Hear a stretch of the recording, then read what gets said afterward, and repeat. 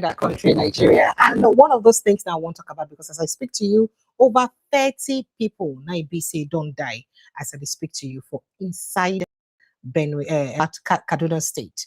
And remember, as I tell you last week, earlier last week, yeah, just on Saturday or so, that about 30 people were killed in BENUE State.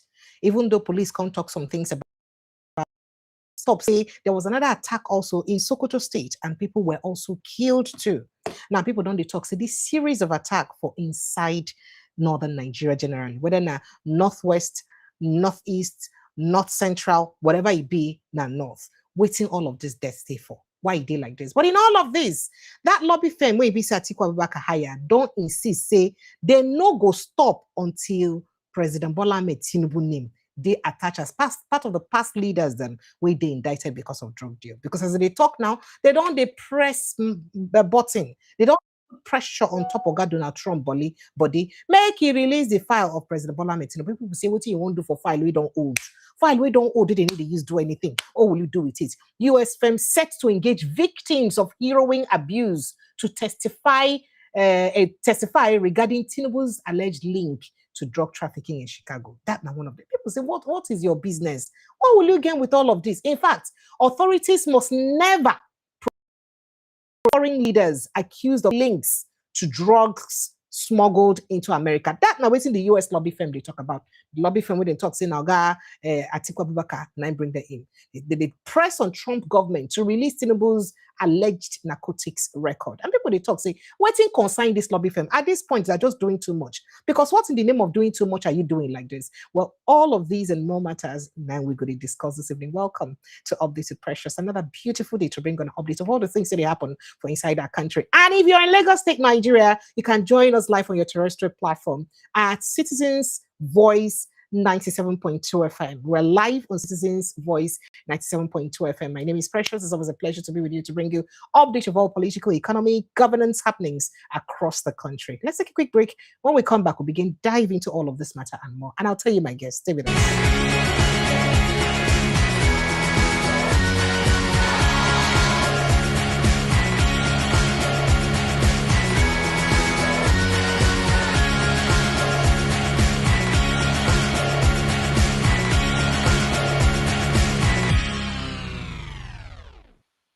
Yes, so good evening. Welcome to Updates with Precious. I like to smile every day because I like to believe that there is still hope for our country.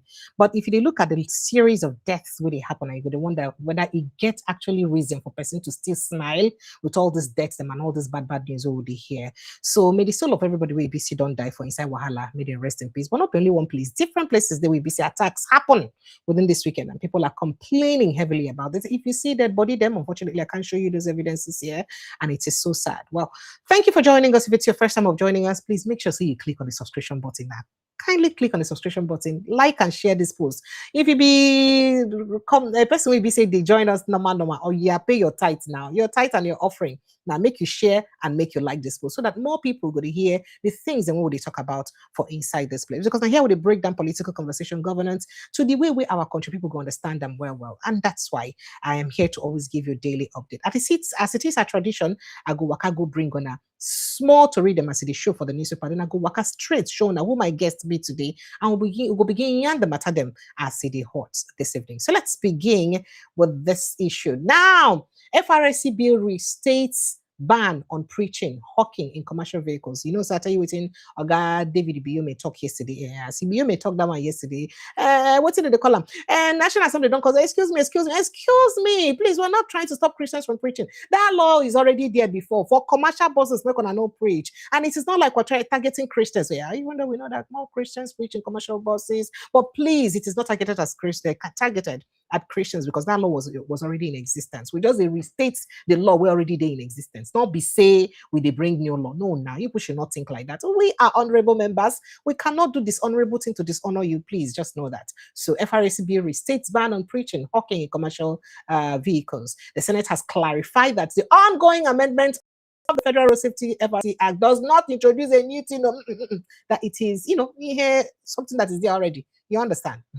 Now, Abacha's death produce CCTV footage if you have any. Ex-DSS director, Des Al-Mustafa. Oga Makri, my uncle, which one are you doing this on? This table you've been shaking since last week. This table you've been shaking, there is God, because, Oga Makri come as contact say, now that's the way be say, they say now waiting, then give Eve give Adam to chop, say now waiting cause problem. But Oga Mustafa say, no, that is not it. That is not it at all. That say in get CCTV footage of everything will happen. Oga Makri don't there and I say, if I born you where, if then born you where, show us the CCTV footage. If you know say something else apart from waiting I talk, na kill Abacha. Or yeah, I double dare you, show us the CCTV footage. Make we see that thing in your opinion, we kill him. I double dare you, Haba. Has it come to this? Let's take it easy now. Let's take it easy. But let's go on to other issues very quickly. And then moving on, reps order IGP to produce PFI PCDG over within 48 hours. Oga, where they say in a fake agency, they say make reps don't so I'm not gonna produce a sharp. I'm not gonna produce them. Police probe killing of a boy neighborhood watch operative, and police silent as gunmen kill 30 in Kaduna State. You see this particular news, it is as devastating as devastation can be, or devastating itself can be. It's really very sad. So gunmen in large numbers, plenty well, on Sunday nights at Nairidun village, for inside Kamuru Ward, Kauru local government area of Kaduna State, killing about 30 people. In fact, different international media, the Washington Post don't carry them, BBC don't carry them, Reuters don't carry them, different people don't carry them. This story I'm telling you about now is making international headlines. It's more international disgrace to Nigeria that we're still facing this kind of killing. And in fact, the way BBC coin them, I'm going to show you evidence to that so you don't blame me. BBC coin and say this killing happened for Christian-dominated area of Kaduna State. Now, so BBC use coin them. And please hold me to it. I'm going to show you evidence as BBC use put. So that is to say, it can't be like say they recall the facts, say true, be like say Christians they targeted that. And this is not fair at all. We give our government and our military kudos for the good job that they do to curtail insecurity for our country, but I beg, make we do more. Because I don't see any reason why we say a group of people could just carry gun, enter people village, begin shoot them like that in a sovereign state. If it cannot stop, if the government, if the soldiers who we get no day enough to use to protect people them, somehow I think we should allow the citizens, that is the local vigilantes, them today equipped to an extent where they go face these people them, because I don't be the immediate people where they first meet before soldier go come. That I'm waiting some experts then they talk. It don't reach time where you go equip these people then, but they for fit they see what's in the happen, but they for fit they protect themselves. Because the level of killing, you cannot just wake up one morning and over 30-40 people are gone, dead like that. Oh, God, I beg you. Now, a source from the village told Daily Post in this report that only 30 people have been confirmed killed by gunmen. Many people are missing because they fled for their lives. That's how you talk. Even though they talk, say 50 people now silent. And so they talk like this. So Daily Post say police still they silent. The authorities never still react to the story. Now, many others have been injured who have sustained different wounds and are being rushed to medical centers for treatment. He added that many houses have been razed, burnt down, and properties worth millions of naira were completely destroyed in the inferno.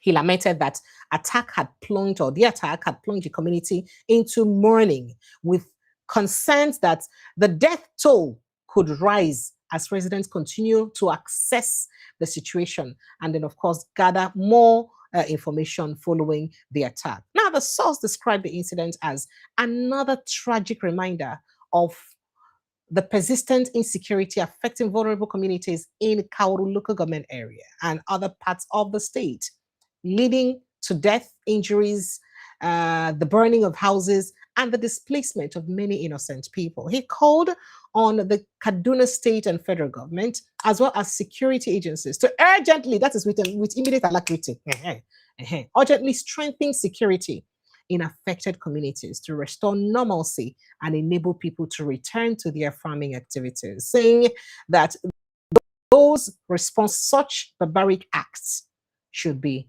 brought to justice. It's really very painful. Now, the spokesperson for the Kaduna State Police Command, DSP Mansur Hassan, could not be reached for comment to confirm the incident. According to Daily Post, so they write not be me write them. Okay, so I just make a read them like that, and they're very sad to hear things like this. But let's move on very quickly. 2027, OK movement, that is Obi Kwankwaso movement, gets new national director general, and then let's see what that is. So the OK movement has appointed a former chairman of the Inter-Party Advisory Council, IPAC, Peter Ame, as its national director general ahead of the 2027 general election. So the movement made this announcement in a statement posted on its verified X handle today, Monday.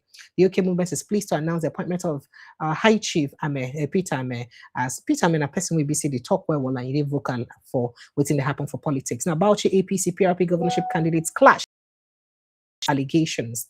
And then NDC crisis, hold National Working Committee members responsible in Enugu State. Scrib Okafor tells aggrieved aspirant. 2027, Obasanjo secretly working to advance Tinubu's second term. Yoruba Runu, mind they talk this one. 2027, ex-reps member Oduyoye dumps Makindi's advisory council. I don't know why ADC members protest alleged plans to remove Guba candidates. Let's see what we have more in the news as we go. Let's see what we have here. Hunger threatening Nigeria's future. Oluwo tells federal government. Hey, hunger, they threaten our future. Oh, wow. Student accused caretaker of negligence call for their arrest over collapse dilapidated hostel. That now for Federal Polytechnic Oko. Waiting happened today for Anambra State. We see some students were trapped. I do hope that people were not too hurt because that one another incident where ABC happened. Students those day hostel, Birigidum. It fell. It fell. See the kind of sad things really very avoidable. And then an earlier picture about the building showed that there were cracks. There were cracks on the building, and when cracks don't deal like that, I don't know people where the leaders and people where the government agencies, because one governor or one president, I know go feed it for all these things. But the people giving responsibility, agencies that have the responsibility to do all these checks and balances, what are you doing for crying out loud? What are you doing? If you reach time to collect tax now, I go collect. Things one I go supposed to do sharp to make sure so when I mitigate a looming disaster. We no go do them. You know good now. You know good now. Innocent people now don't enter trouble. Students go school, they sleep for night, jejely. Now why be that now? Well, it says, well, let's move on. Lawyers seek police DSS protection for P2B ahead of 2027 elections. What's in the happen? Yeah, make I give you the story very sharply. So lawyers operating under the aegis of the Obedient Lawyers Forum, Obedience Lawyers Forum, have demanded that the Federal High Court in Abuja should order President Bola Ahmed Tinubu to compel the police, Department of State Services, DSS, and others to provide special protection to the presidential candidates of the Nigerian Democratic Congress, NDC, Mr. Peter Obi, ahead of the 2027 general election. So may they protect them. Now, the legal practitioners informed the court that their appeal has become imperative so not to make Peter Obi a victim of political assassination before and during the 2027 general election. So say it's important. I beg you, would they write this on? We're going to protect them so that you know go become a victim of political assassination. A victim of political what? Assassination. Because it is like rather to be late than to be sorry.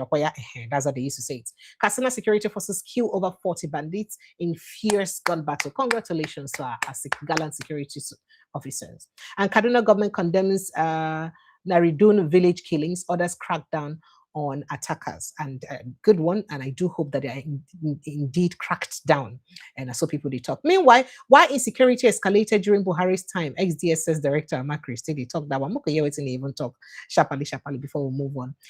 Let's see what he said. So the former director general of security service, the Department of Security Service, Dr. Dennis Makri, has given reasons why insecurity blossomed during the regime of former President Muhammadu Buhari in Nigeria. Now, in his current book, DSS at 40, My Journey Behind the Shield, Amakri blamed the administration for paying little or no attention to the escalating threat posed by insurgents, banditry, and kidnapping. So they just look and they throw away eye. And then Amakri also blames the high level of corruption among top government officials and the payment of ransom by senior functionaries of government, a development he said formerly subsidized terrorism and kidnapping. Subsidized terrorism and kidnapping in Nigeria. Very sad. And moving on, Unilag withdraws dress to kill sexual harassment tapes. And then 20th Funshaw Williams Memorial, Bode George Doherty renew call for truth and justice. Say, Mokona talk who kill him. 20th year now, Mokona talk who kill him. Who kill him? We feared airstrikes more than bandits. Or your principal details 56-day ordeal in captivity. And then let's see what we have here more. Kwara APC waxes stronger. We hear Oni pushes global recognition of African traditional medicine at Brazil. Reps summons, I told you that already, that they summoned to see your gut. Let me just move on to other issues very quickly because we don't have time. All right, so moving on. Who killed Funshaw Williams? Bound, stabbed, strangled. 20 years later, his killer still walk free. That now waiting on the trend for social media earlier today. Authorities must never protect foreign leaders accused of having links to drugs smuggled into United States of America. U.S. firm piles pressures on FBI Trump government to release Tinubu's alleged narcotics record. I don't know what's your own finance idea. Nothing did here. People in government come before you to attack me.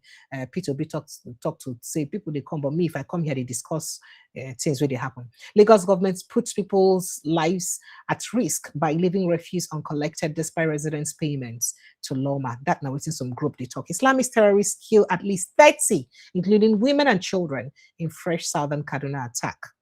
And then how Barack Obama was hired to campaign for Jonathan's removal and Tinubu's finance operation with over 2 billion naira.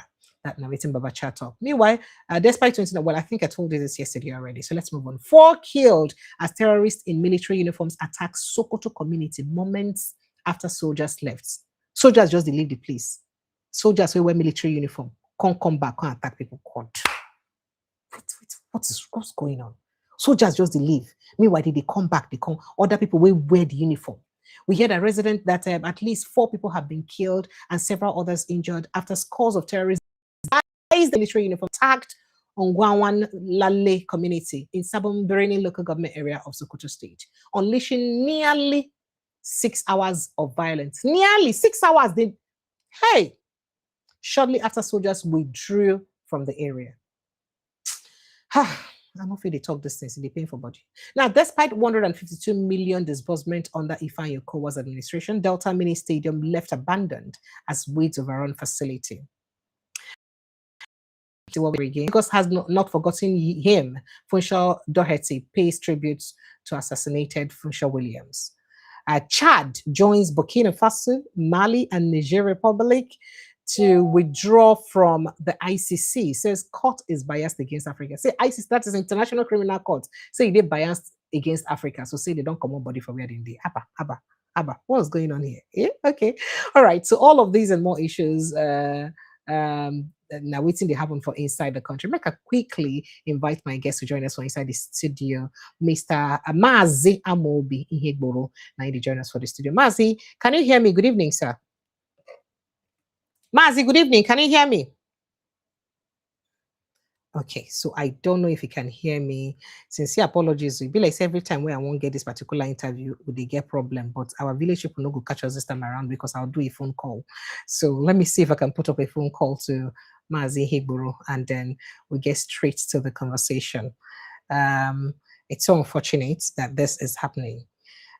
Very, very unfortunate that you buy data with your own money in Nigeria, but you'll not be able to use it. Good evening, sir. Can you hear me, sir? Okay, I was trying to call you from the get your attention from the studio. Okay, all right. Okay, sir.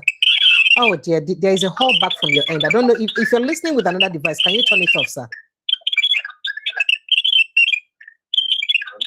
If there's a second device on, please help me turn it off so that we don't have a hold back, sir. Sorry, sir.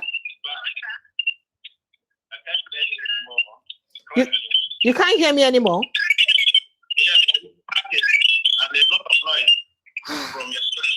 It's not from my side though, because my side is clear. Can you hear me now? Is it fine? It's fine somehow. Okay. Okay. All right. Maybe we'll just go ahead, sir. Sincere apologies. The network issue is something else these days. All right, welcome to the show, sir. Thank you so much for joining us.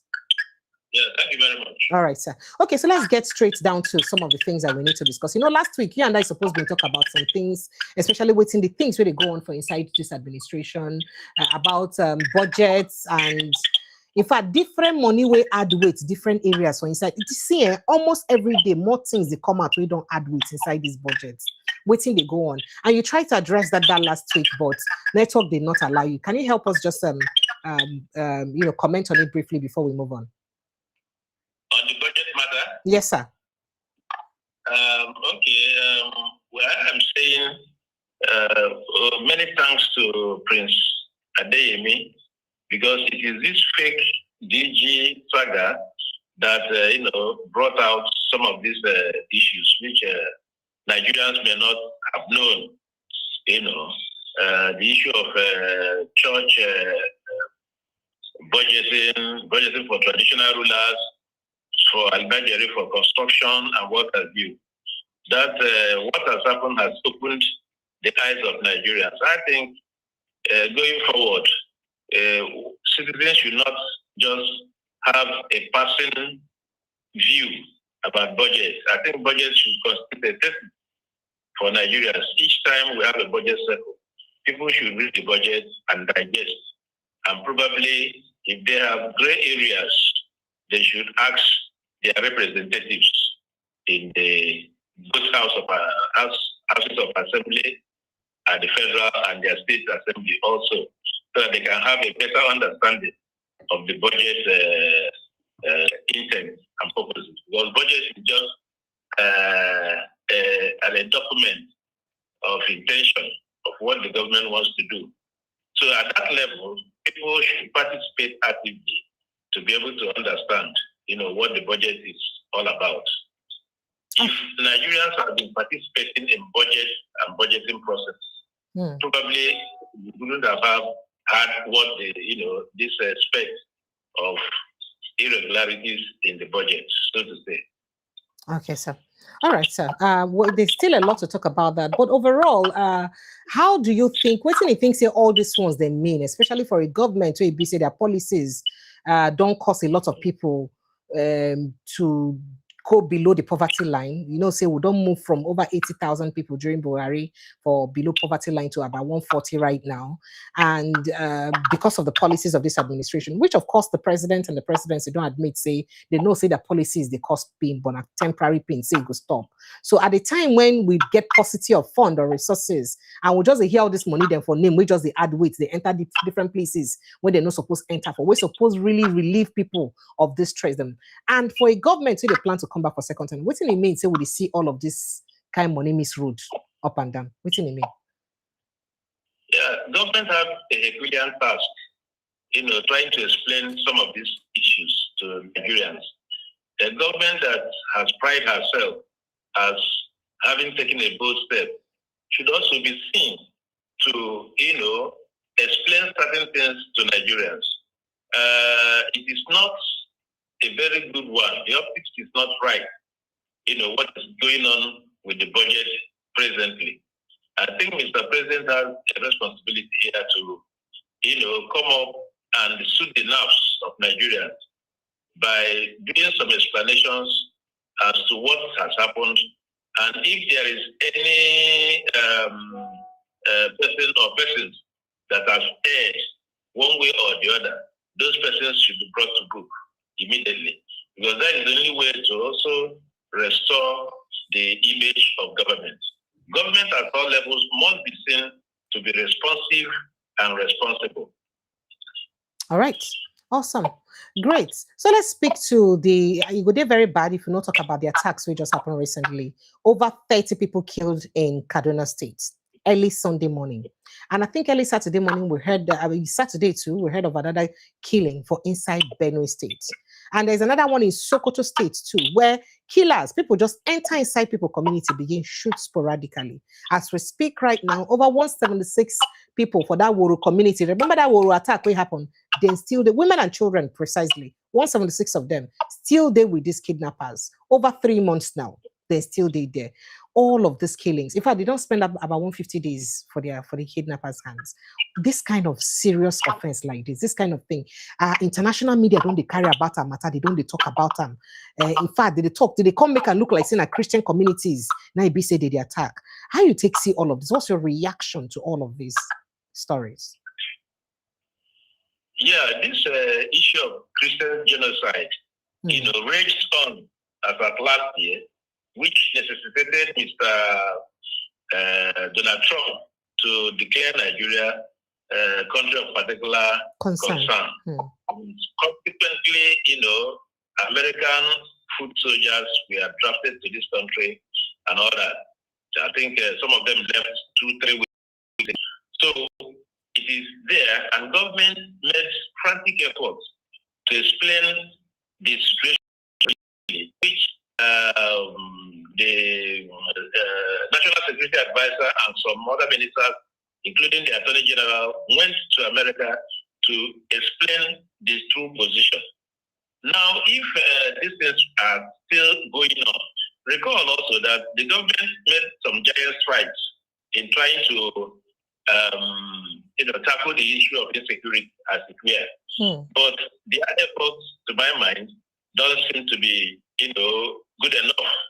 I think they should do more because with the spread of kidnapping and killing, just like we have reeled out, it is very discomforting, to say the least. You can't make progress. It's like one step forward, 2 steps backward. You can't ensure that the already students were released and all that. And in the next 1 week, we are having that a lot more people are killed and taken into kidnappers then, as it were. So that is tantamount to 1 step forward, 2 steps backwards. I think with the declaration of Mr. President to, recruit at least 28,000 foot soldiers is a plus. What I will add there is that the way this war is going is not all about boots on the ground. We must also use technology sufficiently. We must use. Hello, sir. It's even telling us that some of these bandits and terrorists are now using drones and what have you. Government, in an attempt to, combat them, should also match them at that level. So, is it just about matching them or actually exceeding them? Because they're supposed to have superior ammunition and superior weaponry. Yes, I think so too. Okay. I think the government has a responsibility in that direction. So that at the end of it all, Nigeria can be secured. No meaningful development can take place, without security. The government knows this, and they should also, do everything possible to ensure that Nigeria is secure. Because it's only when they are secured that people can go back to their farms, that agriculture can thrive. Manufacturing will be an offshoot of agricultural raw materials and all that. People will get employed and all that. Crime rate will reduce. This is a chain effect. I think the government knows this, and they know that, it is their responsibility to ensure that, the society, Nigeria in particular, is calm and secured. Okay, sir. So make I take a little bit of headlines and from different international media about these recent killings. I think Washington Post tried to say gunmen attack a community in Nigeria and kill 30 people. Residents say gunmen have attacked a community in northwestern Nigeria, killing at least 30 people and injuring several others. That's what they write. Residents said Monday in the latest violence conflict. At that, now waiting Daily Post, right? And not only Daily Post, because other people then still write about them, including I think Reuters. Let me see how Reuters put that. Let's see very quickly. Okay, so Reuters also wrote about it, and here is what they had to say about it. They said at least 30 people killed in village attack in Nigeria's Kaduna state, residents say. And then, they went on to describe the incidents that it happened early hour of Monday morning. 8 children were among the dead. In fact, a particular family, the entire family sweep off. They clear the children of one particular family. That is, they end the lineage of one family, end them in that attack. And it's really very sad. And then this is how BBC put it. Let me see. And I think that's BBC Pidgin. That's how they put it in the headline. You see it here, I screenshot it. It says, 30 killed in Kaduna attack. Gunmen attack Christian-dominated community for 6 hours. They say this action continued for 6 hours unstopped. For international media to write about them like this, at a time where we say things about genocide of Christians in Nigeria, don't occupy parliaments for United States, for even European Union, they don't talk about them. What do they mean for this to continue to happen? Especially after this better agreement who will get to US is supposed to yield results, sir.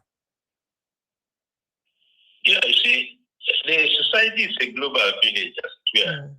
What happens in one place just takes seconds for people to react early and all that.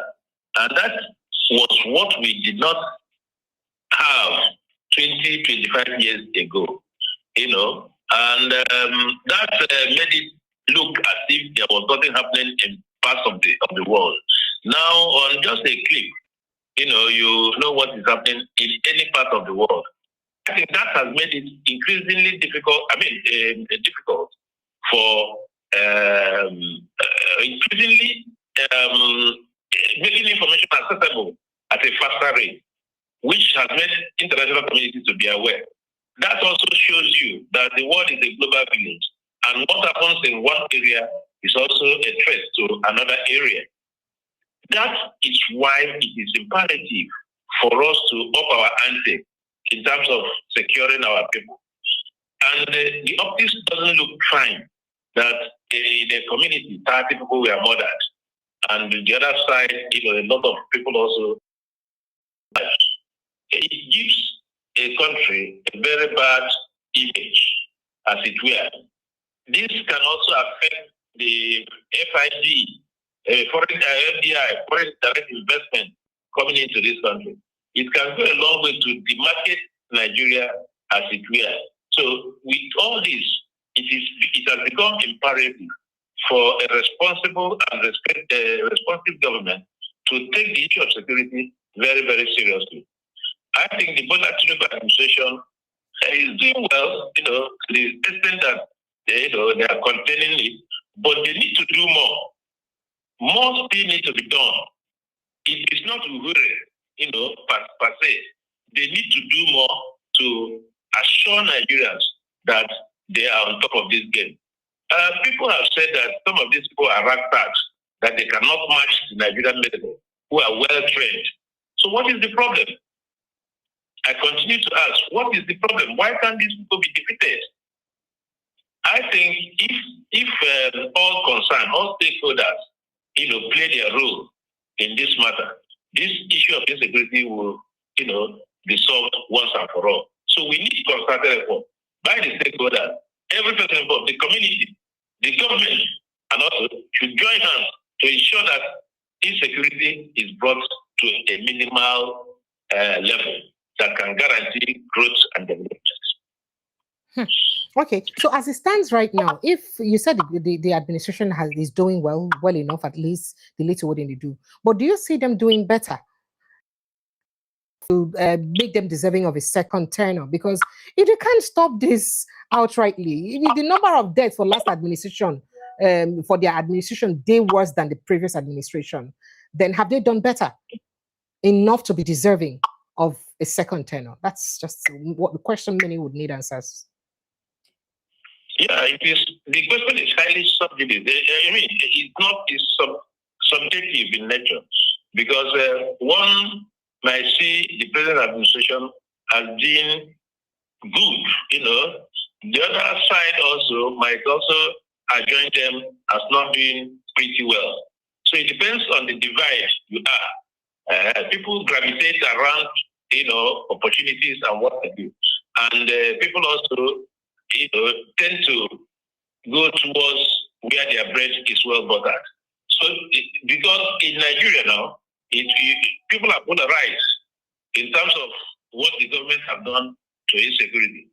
There are people you call and they tell you they have not done enough. There are also people that can say they have done their bit. I think overall, it is a matter of judgment. I don't want to be judgmental about the government level of success. Like I said, it is not rare for now. Remember that Mr. Vice President told us that at this stage of this administration, that he's going to be in charge of security. Why Mr. President will be in charge of the economy? Yes. This is something we are told. And we want to see where the Vice President is on this. Has he been able to achieve their collective goal as far as security is concerned? My response to that is that they have not done pretty well. Much more needs to be done. These few months that is remaining, they should convince Nigerians that they have what it takes to contain the insurgents and terrorist attack. All the places, everywhere in Nigeria. Because that is the only way we can guarantee peace. Recall also that during Jonathan, a lot of places were not too favorable to organize the election. But the election was also shifted because of level of insecurity. We do not want to have situation, such a scenario playing out, before this election. As a result, the government should up their game and ensure that every nook and cranny of this country is well secured, so that people can come out and discharge their ability as far as the election is concerned, creditably well. Okay, interesting. Because this matter of insecurity will be like within the BC we go fit do away with anytime soon. Every day would think say things would get better. So do you think so far that the collaboration we've had with the United States has been effective enough? Yeah, people are, are saying that the collaboration has successes. That recall also that there are still some boots on the ground from America. Government is saying that they are collaborating with Nigerian counterparts in terms of intelligence and what have you. The success of two kingpins in the banditry space, is attributed to some level of intelligence, that was shared between America and Nigeria and all that. I think a lot more is currently going on. They say security is not something you'll be loud-mouthed about. It's surreptitiously, so that the opponent will not be able to decipher where they are coming from and what have you. So we want to believe that the marriage, the synergy between America and Nigerian counterparts is yielding results. If I have my way, I wouldn't have allowed Americans to go very fast, because they left very fast.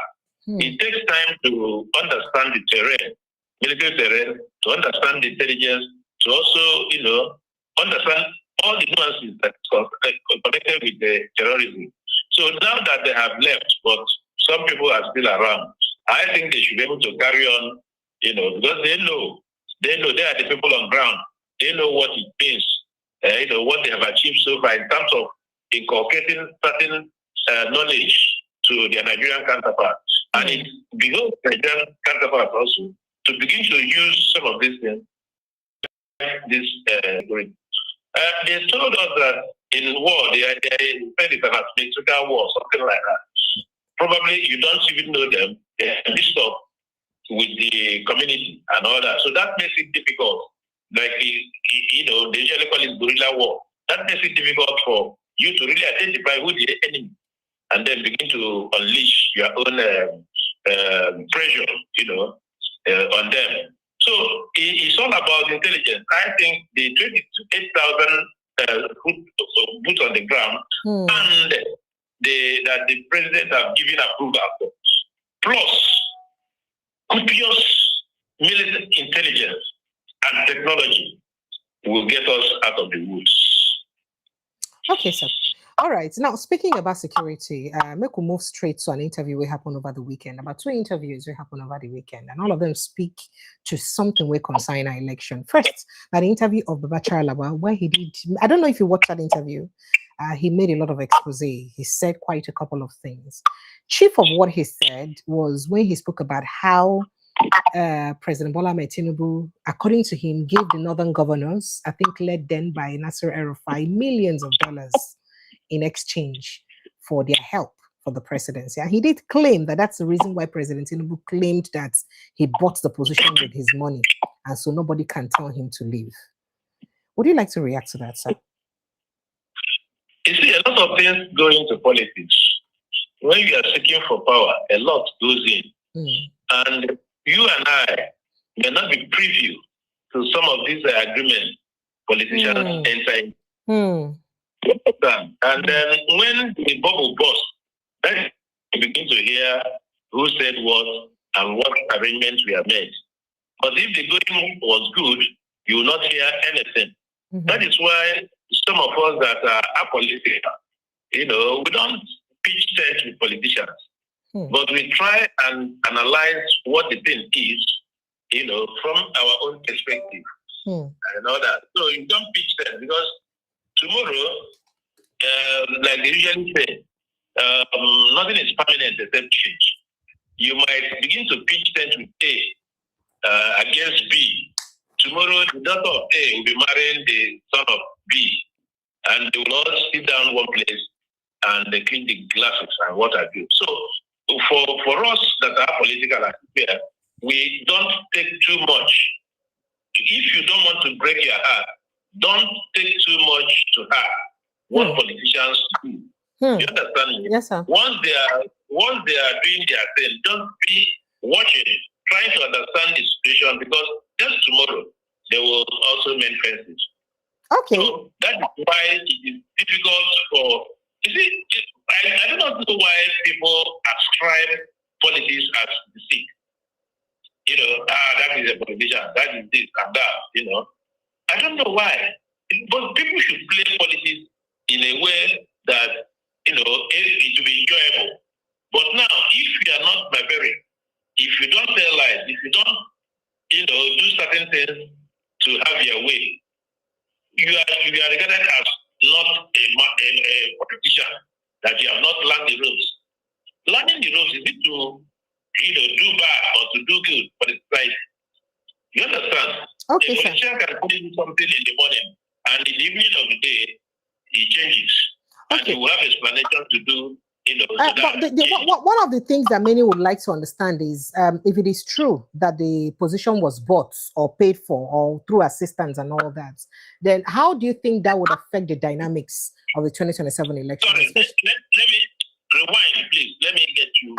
I said one of the questions many are asking and they would like answers to is if it is true that money is exchanged hands for support by the northern leaders or to the northern leaders, how do you think that will affect the dynamics of the 2027 election now that some of them are no longer in support of the same candidates?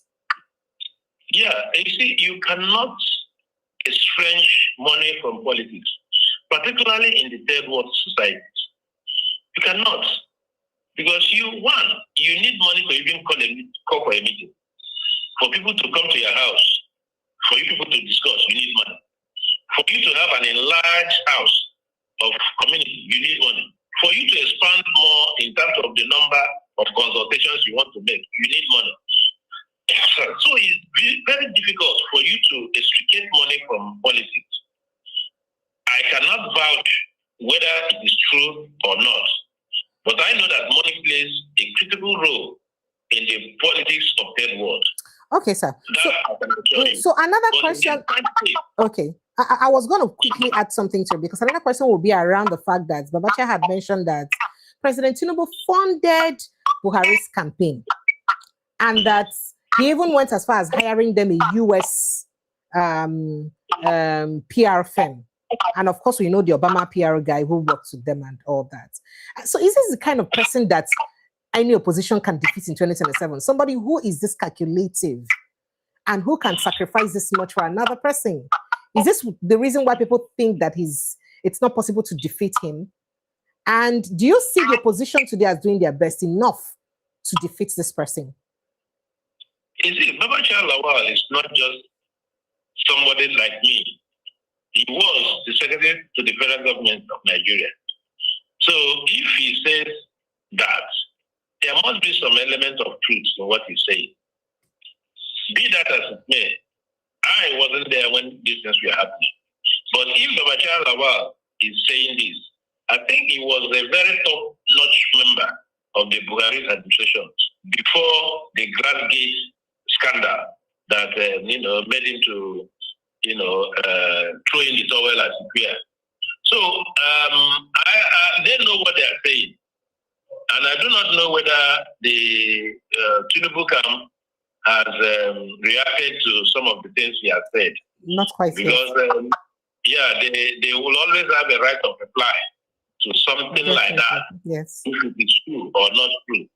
But politicians have a way, like I said, of throwing tantrums as it were, and then leave us to begin to make sense out of potential nonsense.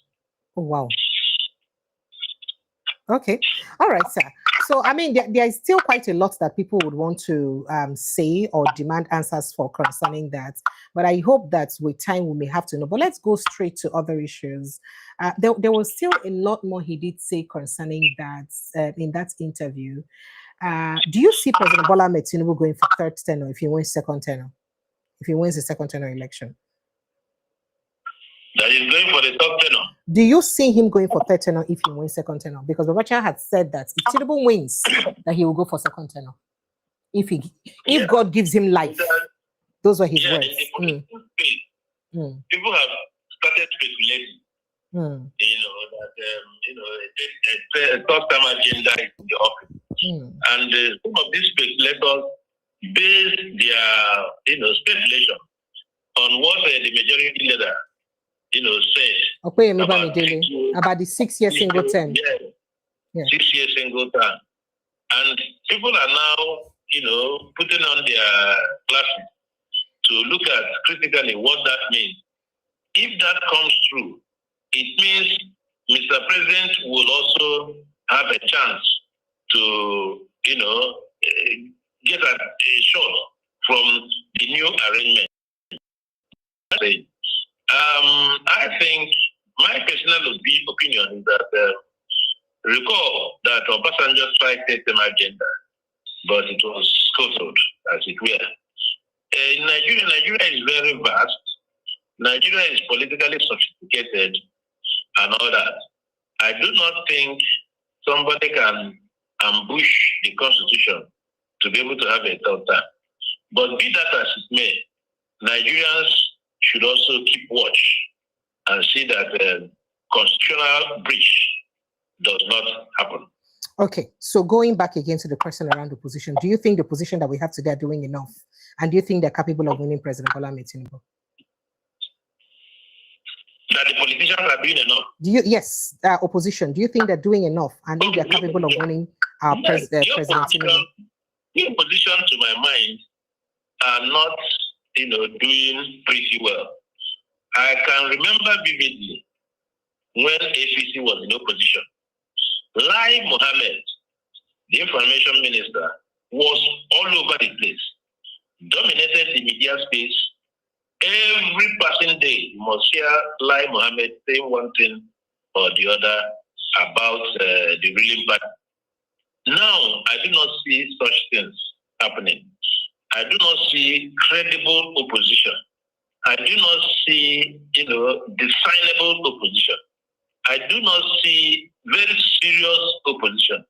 Because what opposition does is to pick government policy and dissect it, diagnose it, and then come up with their own alternative to such government policy. But here, they are still fighting their internal wars. The court case here, court case there. So there is no time, and they have blamed the government for their woes. There is no time to concentrate and plan strategies as opposition party to, outweigh the ruling party. So I think the ruling party is happy that the opposition parties are in disarray. Because, like Mr. President said, you cannot, if you want him to cry, of course he's laughing because it is to his advantage. So do you believe that the disorganization of the opposition party has anything to do with the ruling party, just like some members of the ruling party have accused so far the ruling? So some members of the opposition have accused the ruling party of so far. Absolutely, they should accuse the ruling party, because they have also accused them of having moves in their party and all that. A typical example was the one that the chief of staff of the president told Honorable Abejide that what's the name of that guy?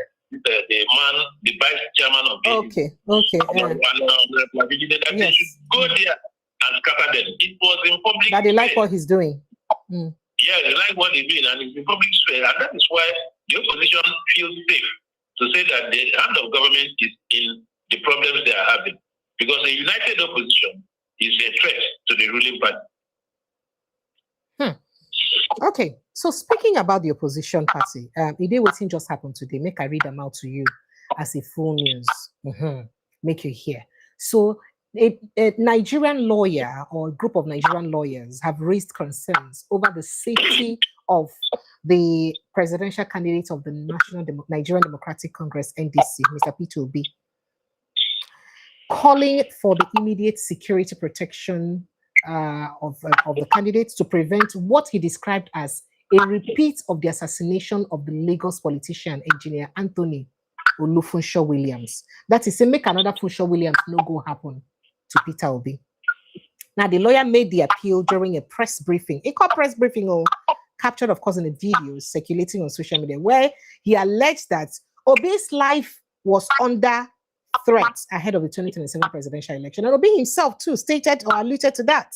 Now, he said, we don't want another Funsho Williams in Nigeria, the lawyer said, urging security agencies to provide adequate protection for the opposition leader amid heightened political activities. And then he referenced the assassination of Funsho Williams, the former, I think, PDP governorship candidate or aspirant rather in Lagos State, who was murdered at his residence in Ikoyi on July 27, 2006. Today is exactly the 20th day of his death, describing the incident as a painful reminder of the dangers of political violence. Now, according to the lawyer, any threat to Obi's safety should be treated with utmost seriousness, stressing that Nigeria must not witness another politically motivated tragedy as they prepare for 2027 election, the general election. Now, the remarks come amid increasing political rhetorics following Obi's recent interviews. Obi had stated it both in local and international media that his life was under threat. Let me take a reaction to this, sir. Yes, these lawyers in NDC, reacted because of what Obi said. Obi made it point blank that he may not be alive. There's a way he put it. He may not be alive if about 2027 election. That's a very big one. And the government in power dismissed it. I think the government should have taken it more seriously. Because if someone like big stature, a leading opposition, like you said, is no more, and like the lawyers are saying now that his life is in danger. God forbid something happens to Obi. I don't. At least the peace of this country will be, piece of the graveyard as queer, because people will run. He has followers. He has followership and all that. I think what government should do is to, look at it. Sometimes he went to the Edo state, and the governor said, you must tell me, this that before you come. What did you say exactly? That his security cannot be guaranteed if he doesn't tell him. Yeah, it cannot be guaranteed. And I did not see agents of the federal government, to really call the governor of Edo State to order. Why do you call the federal government people agents? Why do you say agents of the federal government? Yeah, the agents of federal government, the advisors and what have you. Okay. That advising the federal government and the president in particular, that they should also take it seriously to advise governor of Edo State not to make such a statement and all that, because if anything happens, people will try to trace it to that statement of his. Now, Obi has brought the thing to the front burner about his life and all that. And look at these lawyers also, adding, their adding their voice to what is being talked about. It is high time the government, give this so that the government can also be on a better footing to say that this is what we have done. Because if somebody is crying, a leading political opponent is crying that my life is in danger, you can't look away. You cannot look away. I think what government should do at this point is to have a retinue of security around him and all that, so that if anything happens, government, well, we did what we did and all that and all that. It is not politics. It's supposed to, after all, it is when we have a country that somebody will be at the helm of that country. So we need to secure the country first. We need to have a country before you can now have a president. If by any reason, something happens and there is conflagration and all that, who loses? Who loses? So that is why we must play this politics with maturity. See what if there is any danger, you try to mitigate that danger before it happens. In my local dialect, they said where a child is crying and pointing, if the father is not there, his mother may be there. Thank you. Okay, so, but do you really believe that politics is really that dirty that Obi's life will indeed be in danger? You see, you cannot say, people can do anything for politics. We have seen how our political situation has been characterized by violence and what have you. People will just come on a good day while elections are going on, they will pick the ballot box and off they go. People will go to collation centers while collation is going on, they will go there and scatter everything. You understand? Political parties will be having their campaign somewhere. Before you take Jack Robinson, the whole place is in turmoil. So, are you saying this because there's really no news about the destruction of APC campaigns, but more of that of the opposition? Is that why you're saying this? No, what I'm saying in effect is that campaigns generally, now that we are itching towards the campaigns, campaign has not started. Yes. When we itch towards the campaign, that is where some of these things comes to fore. That is where a violence will take place. That is where, if care is not taken, people will die and all that. So I think the onion slice a lot. What they sign, politicians sign as what is this one, Matthew Kuka and Abdulsalam is doing. What do they call it? Signing peace accord. Peace accord. Peace accord. No, that does not hold water.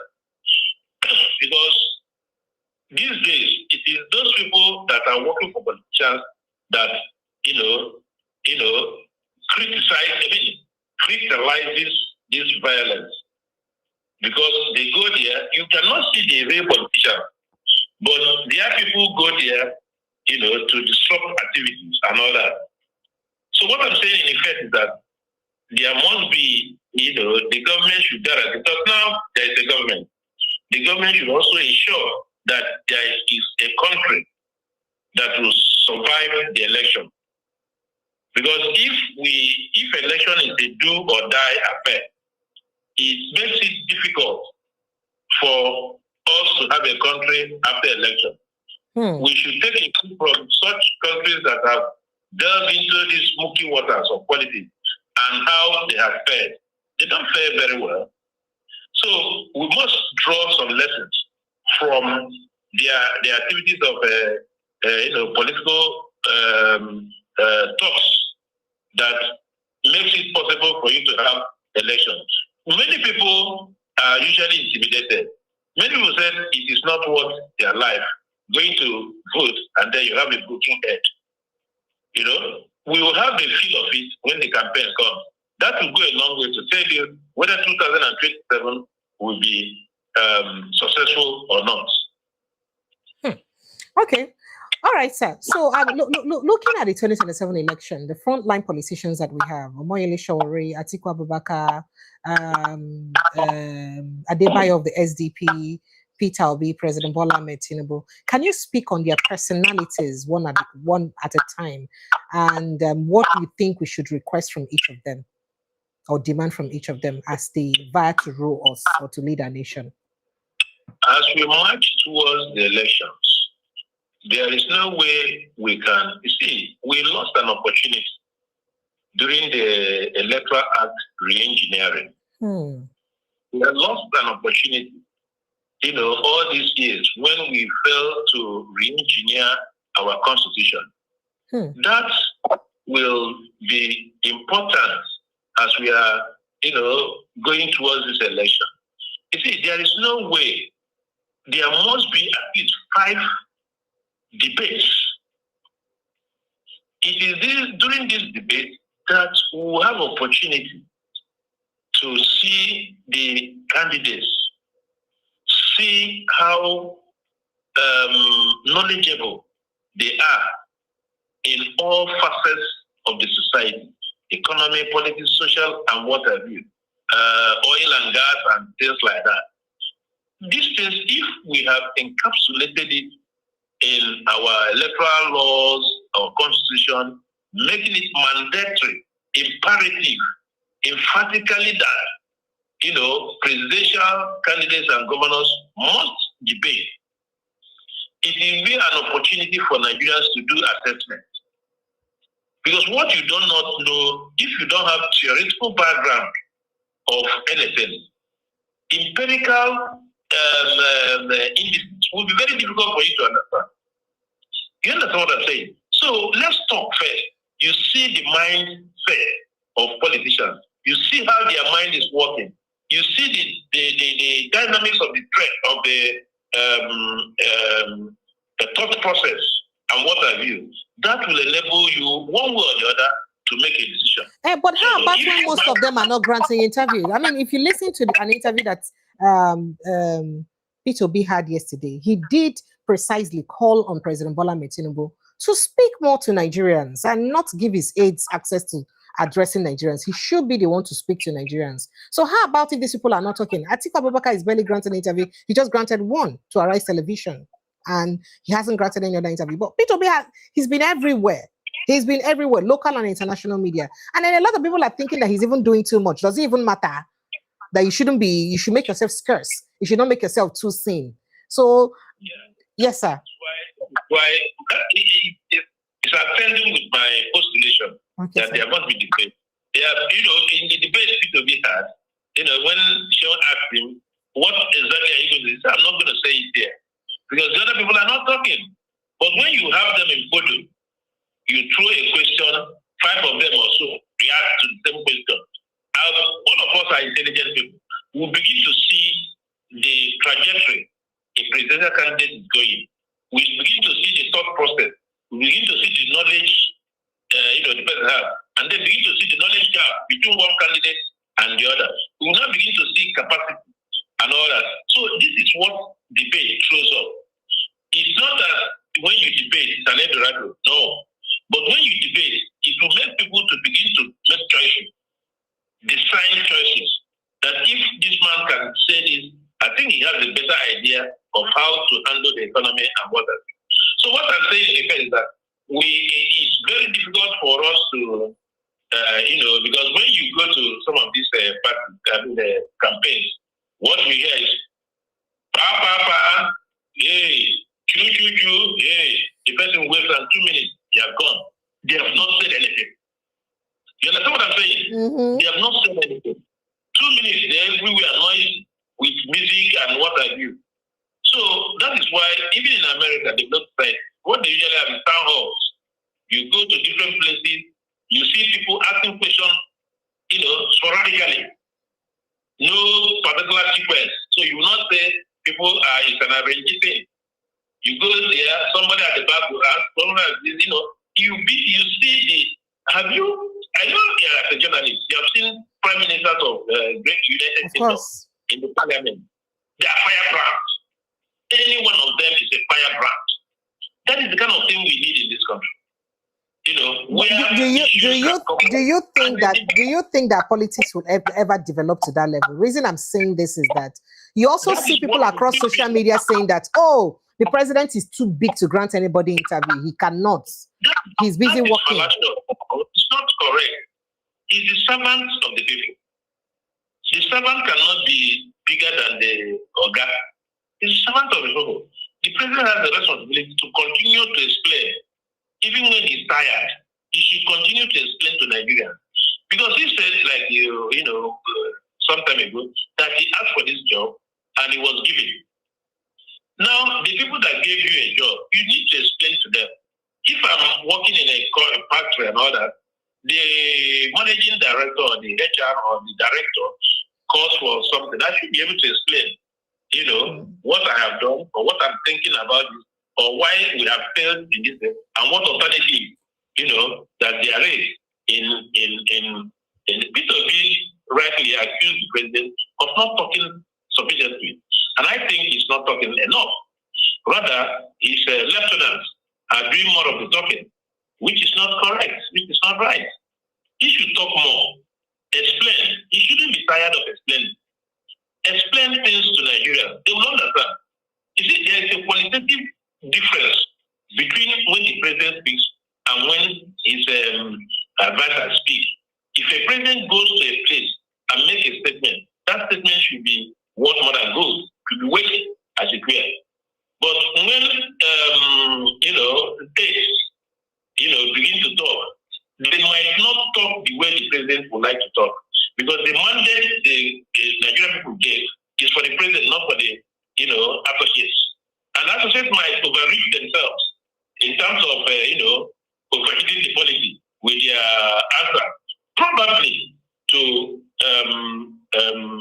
impress their principal and all that. But the president will talk the way he is, with some level of understanding, with some level of dignity, and people will believe the president. And when the president talks, when he goes back to his closet, he must, think about it and say, I promise this thing, in state A, let me do it. So he will be committed. But when you don't talk, you are not committed, because their word is not their word. That is why it behooves us to have somebody as the president that can talk to Nigerians regularly. Because there are a lot of problems. If the president comes out now, there is a lot of problems that questions are so much to ask him. But you can't run a government by press release. It's not ideal. So you're saying that P2B was correct for demanding more appearances by the president? Because a normal Nigerian, an average Nigerian, somebody that has interest, in Nigeria to succeed, needs the president to talk. That is what I'm saying. It's not unheard of that the president can talk as many times as possible. Do you understand? Yes, sir. As a father, in your house, you should be talking. When you see something that is not right, you talk. Or when you want to redirect policies in your house, you talk. When people are looking up to you, is daddy down? Is daddy around? What did you say about this thing that happened today? So people will always look out for you to give direction, to give leadership when it matters most. So I think talking is part of leadership. Take UK as an example, like I said, they talk a lot. Take Donald Trump, he talks a lot.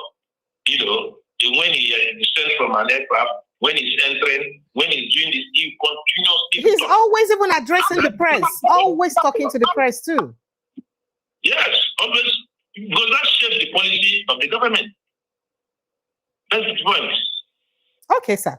All right. Let me quickly let Nigerians know that phone lines are open. Please click on the link on the pin post. I need to bring you straight into the studio to contribute on the show. Or yeah, I don't think you can get us on WhatsApp. So just please, just click on the link on the pin post. I need to bring you straight to the studio and to join the conversation. So, sir, let's begin to look at the core things, so the demands that we should be making. So people who are vying to lead us, what do you think those demands should be? As in, what we're supposed to be ask people and I say, oh, now won't rule us that be what we're supposed to be ask those people when they come and say they won't rule Nigeria, including President Tinubu when they won't contest again. Waiting Nigerians ideally supposed to be demand from them and from other contestants by now. The Nigerian people do not ask for too much. They can't ask for too much. We know where the problem is. Give Nigerians an enabling environment. Nigerians can take care of themselves. The system is being contrasted. The space, you contrast the space so much. Like when the fuel subsidy is gone and the parallel market and all that, things went haywire. Cost of energy, even the light we use in our respective houses, went up a bit, very high. The cost of energy, because our economy is driven by movement, went high. Now people don't move around. Even when you have electricity, you don't have this issue of band A and band Z and what have you has crippled. Those people that are on band A are even much more worried. They get the electricity and they pay through their nose. Those on band C and sometimes they don't even still get it too. They complain. Yes, and more important, sometimes even the band A people don't get it. So the economy is shrinked. People are no longer, the inflation is so high, food inflation is too much. Other things have gone up. Rent has gone haywire. House rent is up there. A flat of a 3-bedroom flat we usually, pay for 2003, 2002, 2003 for 600. It's now 1.5 million. Where you pay 800, it's now 2 million. Self-contained is 800 to 1 million, and what have you. So how would Nigerians survive this? That is the greatest problem we have, greatest challenge. And you know that in Nigeria, the prices of goods and services do not go up, and that once they go up, they don't come down. They stay static at that all. So it is very difficult for a house of three, a man and a wife, and 3 or 4 kids on a salary of 500,000. You can't survive it. If 2 of them are in the university, you can't survive that. Now take a trip to any medical hospital. Now, for you to get a chance of seeing a doctor, you go to lab. By the time you finish lab, you already paid 30,000. You have not commenced the medication. By the time you do the medication for ordinary treatment of malaria, you are coming out about 80, 90, 100,000. I'm not talking about malaria, which is as simple as that. Yes. Yes. When you now go into the big boys of kidney and liver and cancer, prostate, and what have you. I beg. If you add God forbid, don't you talk finish? So that is the point. So if you see an average Nigerian now, an average Nigerian is have a feeling of dejection because he cannot fulfill his obligations to the family.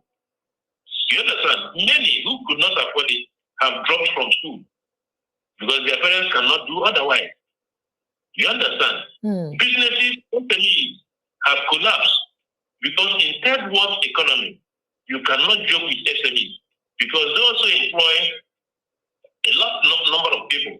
An SME that employs 6, 5, 10 people is doing the job, is growing the GDP of the country.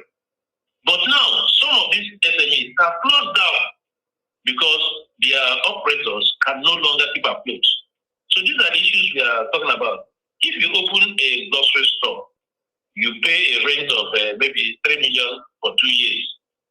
At the end of the 2 years, you find out that the stock level of your commodity has gone down. You cannot restock.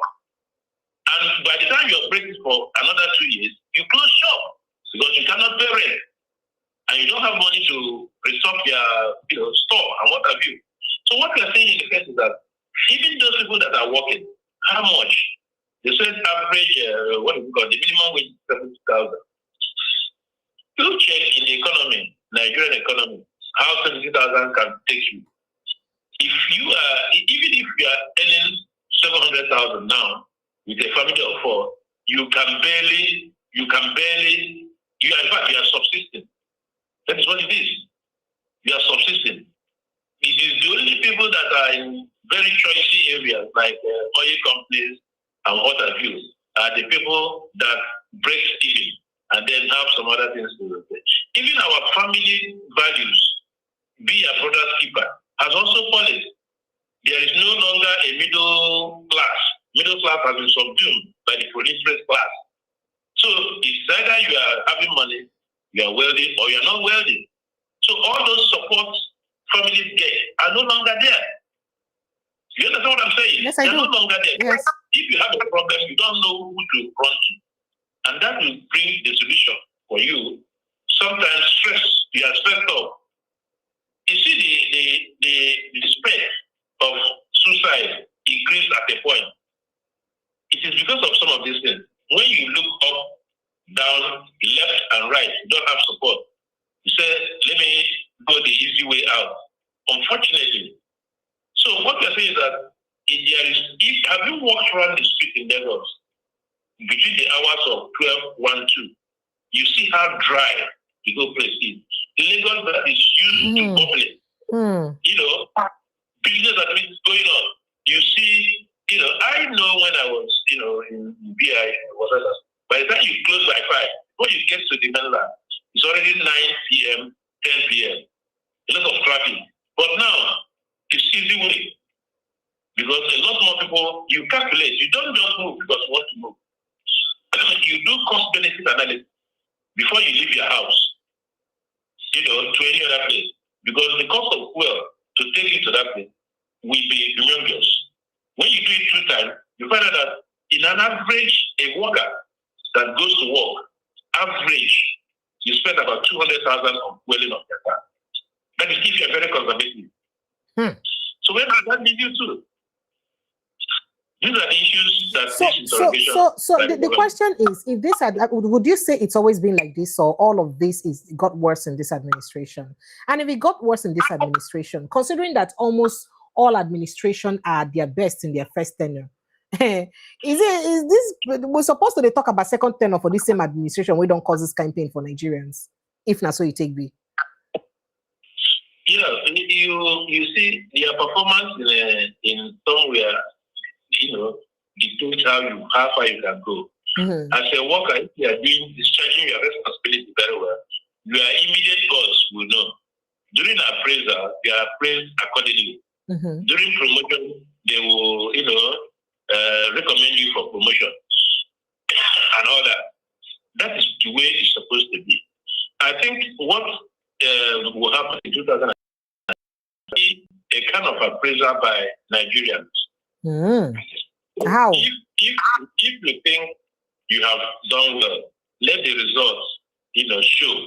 Particularly if we have transparent and accountable election, the result will show. And you should also be able to take it with equanimity, as it were, because it's a call for evaluation. So if Nigerians like the way you have treated them in the last 4 years, they will give you a thumbs up and then vote you back. But if they have not, let their value also, prevail. Okay, so do you think that that people's votes will count? Because that's been the fear of many.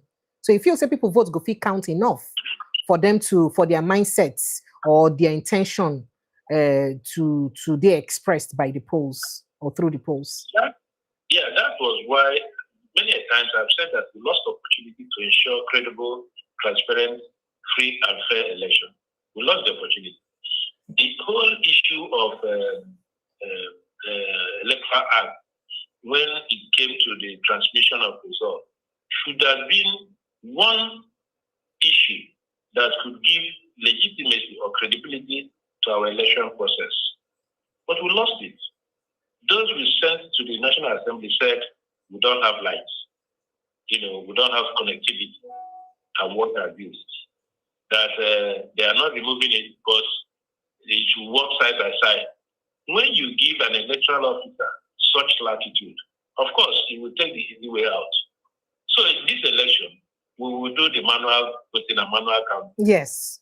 If we had done the transmission of results, it will go a long way to ensuring. I'm not saying that it's a bullet, magic bullet that can solve all our electronic election malfeasance. No. But I'm saying that it will go a long way to laying credibility to the election process. And that will mean I can stay in my house like I am here now. I will do my voting. You can stay in your office and do your own voting. All of us cannot congregate in a particular place where hoodlums will come and carry the ballot box. As you are doing it, it is hitting the server and all that. So there are things we failed to do, that will help us in future. If we have taken those steps, by now, the government would have, ensured that there is connectivity all the news and cranny of this one. The government will also have ensured that there will not be glitches during the elections and all that. Because if you have a target, there is something we say in our local parlance. If you have an event, a marriage ceremony or a burial, once you take a date, that date, whether it is 1 year time, will come to pass. So it will give you a lot of latitude to begin to work towards that date. If we have passed the transmission result, electronic transmission of results, by now, government should have, ensured that connectivity are in those areas, about 7% of the total Nigerian units, electronic units, where they have identified lack of network. They should have ensured that network is there. And that will not only be for election, it will also serve after election. So once you are building, infrastructure, don't look at this, one-off. No, it serves. In as much as, so when you do it, it will enable infrastructure, enable development to go around. By now, we have been assured that, the connectivity are all over the country and what have you. And test your server, test everything, your app and what have you.